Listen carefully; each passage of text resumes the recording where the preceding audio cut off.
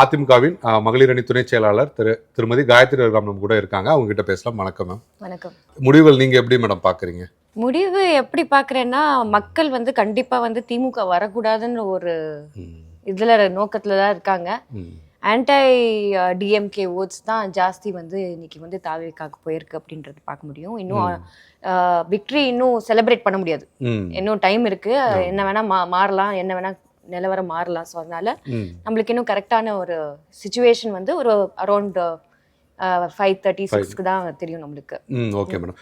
இப்போ திமுக எதிர்ப்பு வாக்குகள் அப்படின்னா அது அதிமுகவுக்கு தான் வாக்களிச்சிருக்கணும். ஆனால் அது தாவேக்காவுக்கு போயிருக்கிற விஷயங்களை தான் நம்ம பார்க்கிறோம். அப்படின்னா அதிமுக மேல மக்களுக்கு நம்பிக்கை இல்லை அப்படிங்கிற மாதிரி எடுத்துக்கணும். அப்படி கிடையாது. அப்படி பாத்தீங்கன்னா நீங்க இப்போ 2 பேருமே சினிமா இண்டஸ்ட்ரி சார்ந்தவங்க.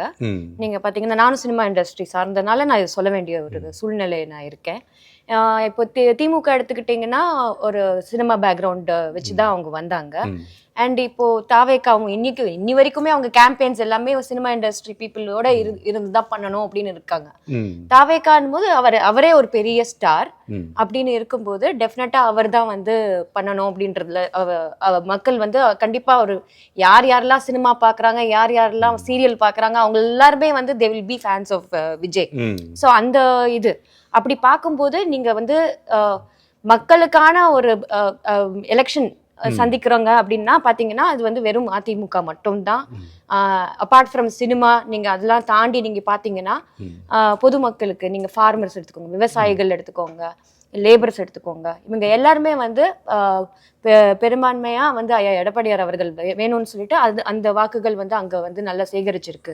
மெயினா ஃபார்மர்ஸோட பேக்கிங் டெஃபினட்டா ஏடிஎம்கேக்கு இருக்கு. நான் உண்மையா திட்டங்கள் யார் கொடுத்திருக்காங்கன்னா அது அனைத்து இந்திய அண்ணா திராவிட முன்னேற்ற கழகம் தான். அது எல்லாருக்குமே தெரிஞ்ச ஒரு விஷயம் தான் அப்படின்னு நான் சொல்லுவேன். இப்ப காலையில பார்க்கும்போது அதிமுக 2வது இடம் அந்த அளவுக்கு வந்துட்டு இருந்தாங்க. இப்போ திமுக கொஞ்சம் முன்னணியில வந்துட்டு இருக்காங்க. 3வது இடம் போறது அப்படின்றது ஒரு மிகப்பெரிய ஒரு பின்னடைவு தானே அதிமுகவை பொறுத்த வரைக்கும். அதான் ட்ரெயிலிங்ன்றது இப்ப அதை நான் சொன்னேன். இப்ப ட்ரெயிலிங்ன்றது நம்ம சொல்ல முடியாது. முன்னாடி வரும் பின்னாடி போகும். அது எதுவுமே நம்மளுக்கு ஏன்னா ஒவ்வொரு ஓட்டும் நம்மளுக்கு இட் இஸ் கவுண்டட் அப்படின்னு இருக்கும்போது நம்ம அரௌண்ட் 5:36க்கு நம்மளுக்கு என்ன நிலவரம் வருதோ அதான் நம்ம சொல்ல முடியும். இப்போ நம்ம அப்படி பார்த்தாச்சுன்னா 114ல இருந்தாங்க, 13 14ல இருந்தாங்க. இவர இப்போ 100 வந்திருக்காங்க. 10 சீட் அப்படியே கீழே கம்மியா இருக்கு அப்படின்னும் போது ஸோ வி கான்ட் டெல். இப்போ ரைட் நவ் இப்போ எதுவுமே சொல்ல முடியாது அப்படின்றது தான் நான் சொல்றேன். Okay madam. இப்போ தேர்தலுக்கு முன்னாடி அதிமுக தாவேக்கா கூட்டணி அமையுமா இல்ல கூட்டணி அமையும் அது போன்ற பல்வேறு விஷயங்கள் விவாதமா இருந்தது, பேச்சுவார்த்தைகள்லாம் நடந்தது அப்படிலாம் சொன்னாங்க. இப்ப தேர்தல் முடிவுகளும் வந்துருச்சு. யாருக்குமே ஒரு மெஜாரிட்டி கிடைக்காத சூழல் தான் தற்போது வரைக்கும் இருக்கு. ஒருவேளை இப்போ தமிழக வெற்றி கழகத்தை ஆதரிக்க அவங்க எதுவும் உங்ககிட்ட ஆதரவு கோரினா அதுக்கு வாய்ப்பு இருக்கா மேடம்? அது இந்த பதில் நான் கூற முடியாது. பிகாஸ் இது எடப்பாடியார் அவர்கள் தான் இது முடிவெடுக்க வேண்டிய ஒரு சூழ்நிலை இருக்கும். ஸோ அதனால அது என்னால ஒரு ரைட் நவ் யாரும் எக்ஸ்பெக்ட் பண்ணாதது ஒரு ஹங் பார்ட்டி வந்திருக்கு அப்படின்னா ஹங் நிலவரம் வந்திருக்கு அப்படின்னும் போது நம்ம வெயிட் பண்ணி தான் பார்க்கணும் என்ன டெசிஷன் எடுக்கிறாங்க, பெரிய தலைவர்கள் என்ன எடுக்கிறாங்க அப்படின்னு சொல்லிட்டு. ஏன்னா இப்போதைக்கு நீங்க பாத்தீங்கன்னா திமுக கரப்ஷன்ல எல்லாமே மொத்தமா கஜானாவை காலி பண்ணிட்டு போயிருக்காங்க. அது எப்படி தாவேக்காவும் சமாளிப்பாங்கன்றது தெரியாது. அவங்களுக்கும் இதுக்கு முன்னாடி அரசியல் அனுபவம் எதுவும் கிடையாது. எல்லாருமே ஃப்ரெஷ் ஃபேஸஸ் வந்திருக்கிறது, எல்லாமே ஃப்ரெஷ் ஃபேஸஸ் அப்படின்னும் போது அது எப்படி ஒரு ஆட்சியை எப்படி அவங்க நடத்தணும் அப்படின்றது அவங்க ஒரு டிஃபிகல்ட்டி இருக்கும். அப்படின்னு இருக்கும்போது கண்டிப்பா அதிமுகவோட ஃபேவர் எடுத்துப்பாங்களா இல்லையா அப்படின்றது பொறுத்து இருந்துதான் நம்ம பார்க்கணும். Okay madam. குறிப்பா மகளிர் வாக்குகள் அப்படிங்கிறது ஜெயலலிதா அவங்க இருந்த வரைக்கும் அதிமுகவுக்கு நிறைய போனது அப்படின்னு சொல்லப்பட்டது. அதற்கு அடுத்து பாத்தீங்கன்னா திமுகவுக்கு நிறைய வாக்குகள் அப்படியே போச்சு, கன்வெர்ட் ஆச்சு. அதனாலதான் மகளிர் நலன் சார்ந்த திட்டங்கள் நிறைய கொண்டு வந்தாங்க அப்படிங்கிறது இருந்தது. தற்போது இந்த தேர்தலில் பெரும்பான்மையா பாத்தீங்கன்னா விஜய்க்கு தான் அந்த வாக்குகள் போயிருக்கு அப்படின்னு சொல்றாங்க. அதிமுக மகளிர் வாக்குகளை தக்க வைக்கிறதுக்கு எந்த ஒரு முன்னெடுப்புகளையும் செய்யல அப்படிங்கிற மாதிரி எடுத்துக்க முடியுமா? ஹானஸ்டா சொல்ல போனா இந்த எலெக்ஷன்ல மகளிர் வாக்கு அப்படின்னு நம்ம பேச முடியாது. ஏன்னா மொத்தமும் இப்போ ஒரு சேஞ்ச் தான் எதிர்பார்க்கறாங்க தமிழ்நாட்டுல. அந்த சேஞ்ச் ஒரு ஒரு புது ரெவல்யூஷன் எதிர்பார்க்கறாங்க அப்படின்னு தான் நான் சொல்ல முடியும். அதனால நம்ம ரெண்டு பெரிய திராவிட கட்சிகளும் நம்ம புறக்கணிக்க முடியாது இந்த விஷயத்துல. ஏன்னா நிறைய செஞ்சது அனைத்து இந்திய அண்ணா திராவிட முன்னேற்ற கழகம் பண்ணியிருக்காங்க. இன்னி வரைக்கும் பெண்களோட ஃபேவர் அனைத்து இந்திய அண்ணா திராவிட முன்னேற்ற கழகத்துக்கு இருக்கு. இன்னைக்கும் நான் இங்க இருக்க இத்தனைக்கும் நான் விஜய் சாரோட பெரிய ஃபேன். சினிமா இண்டஸ்ட்ரியில இருக்க இருக்கும்போது அவரோட ஒர்க் பண்ணவும் செஞ்சிருக்கேன், எல்லாமே பண்ணியிருக்கேன். I am big fan of him. அப்படி ஆனா பாலிடிக்ஸ்னு வரும்போது ஒரு டோட்டல் டிஃப்ரெண்ட் ஆங்கிள் இருக்கும்.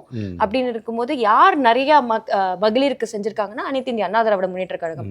இன்னைக்கு மக்களா சேர்ந்து ஒரு முடிவு எடுத்திருக்காங்க அப்படின்னா அது வந்து யாருக்கு போகணும், யாருக்கு வந்து இன்னும் பெரும்பான்மையா யாருமே வராததுனால கண்டிப்பா வந்து மக்கள் வந்து ஸ்பிளிட்டா தான் ஓட் போட்டிருக்காங்க அப்படின்னு தான் நான் சொல்ல முடியுமே தவிர ஒரு ஸ்வீப் எடுத்திருக்காரு அப்படின்னு என்னால சொல்ல முடியாது. இன்னும் பாதி பேருக்கு வந்து விஜய் அவர்கள் வந்து இந்த ஆட்சி பண்ண முடியுமா அப்படின்றது வந்து கரெக்டா சொல்ல முடியாது.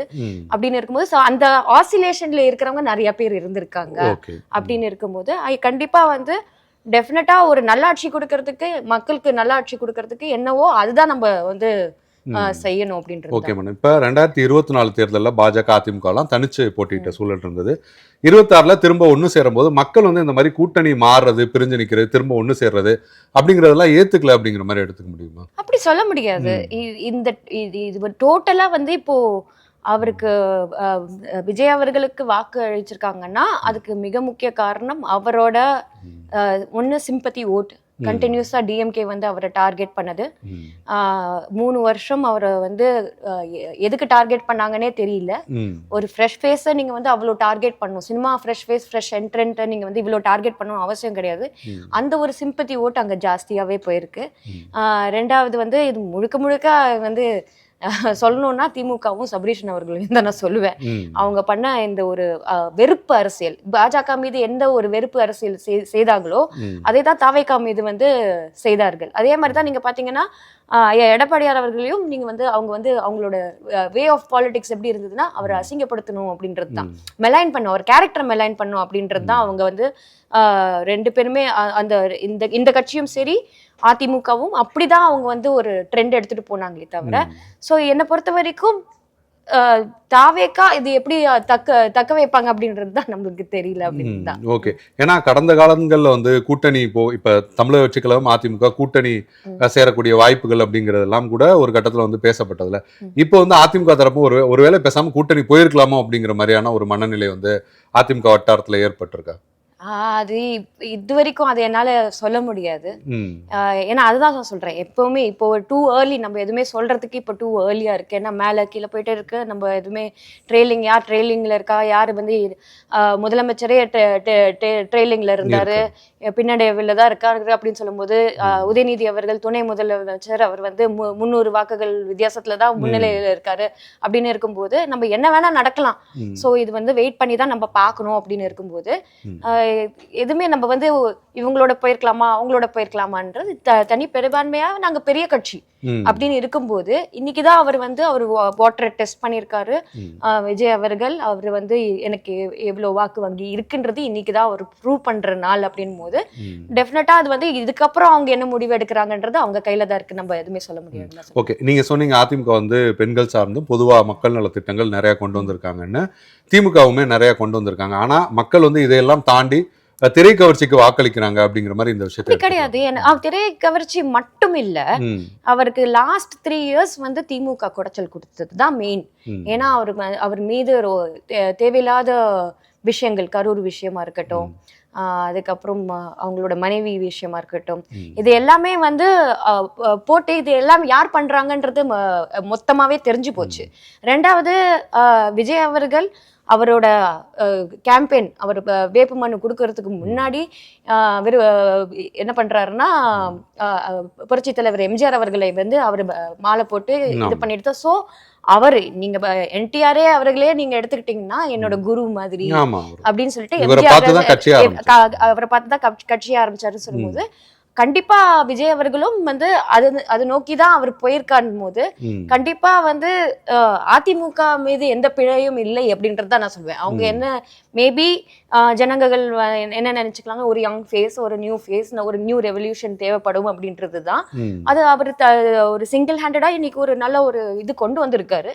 பட் ஸ்டில் அதிமுக வந்து யாருனாலையும் புறக்கணிக்க முடியாது அப்படின்றது தான் நான் சொல்வேன். ஏன்னா எங்களோட இது வந்து டெஃபினட்டா we have given the best for the people அப்படின்னு இருக்கும்போது நீங்க பாத்தீங்கன்னா எலக்ட்ரிசிட்டியா இருக்கட்டும், ரேஷனா இருக்கட்டும், மதிய உணவு திட்டமா இருக்கட்டும், எதுவுமே நீங்க வந்து பாத்தீங்கன்னா அனைத்து இந்திய அண்ணா திராவிட முன்னேற்ற கழகம் தான் மக்களுக்கு நிறைய செஞ்சிருக்கு. அப்படின்னு இருக்கும்போது ப்ராபப்ளி ஒரு யூத் கேண்டிடேட் வந்து நம்ம வந்து ஒரு யூத் சிஎம் வேணும்னு எதிர்பார்த்தாங்களா, என்ன சேஞ்சுன்றது, எந்த மனநிலையில இருந்தாங்கன்றது நம்ம யாருமே சொல்ல முடியாது.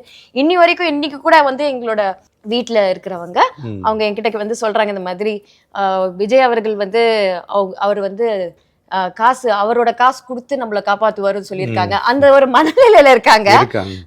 செய்வாரா அப்படின்னு என்கிட்ட கேட்டாங்க. நான் வந்து எப்படிங்க அது செய்வாங்க, ஆட்சிக்கு வந்து இப்போ கஜானாவை காலி பண்ணி வச்சிருக்கு திமுகன் போது இவ எப்படி அவர் வந்து அவரோட காசு கொடுத்து எல்லாம் செய்ய முடியாது.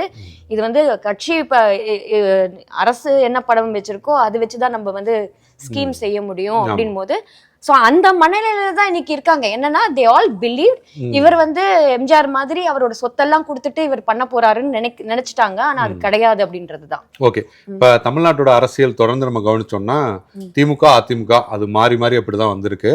இந்த முறை திமுகவுக்கு அடுத்ததா தாவேக்கா வந்திருக்கு. சோ அதிமுக இடத்தோட அதிமுகவோட இடத்தை தாவேக்கா பிடிச்சிட்டாங்க அப்படின்ற மாதிரி பார்க்கலாமா தமிழ்நாட்டுல? என்னால அது இப்போ சொல்ல முடியாது. டூ சூன். அதான் நான் சொல்றேன்.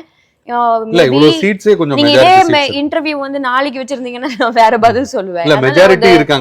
அதுதான் ட்ரெயிலிங்ன்றது வந்து போது மேல போது கீழே போது. So we can't say anything clearly அப்படின்றது தான் நான் சொல்லுவேன். நான் இப்போதைக்கு அதிமுக மகளிர் அணியின் துணை செயலாளர் காயத்ரி ராம் அவர்களோடு நாம் வந்து விவாதித்தோம். தொடர்ந்து நேரலையில் இணைந்திருப்போம். நன்றி.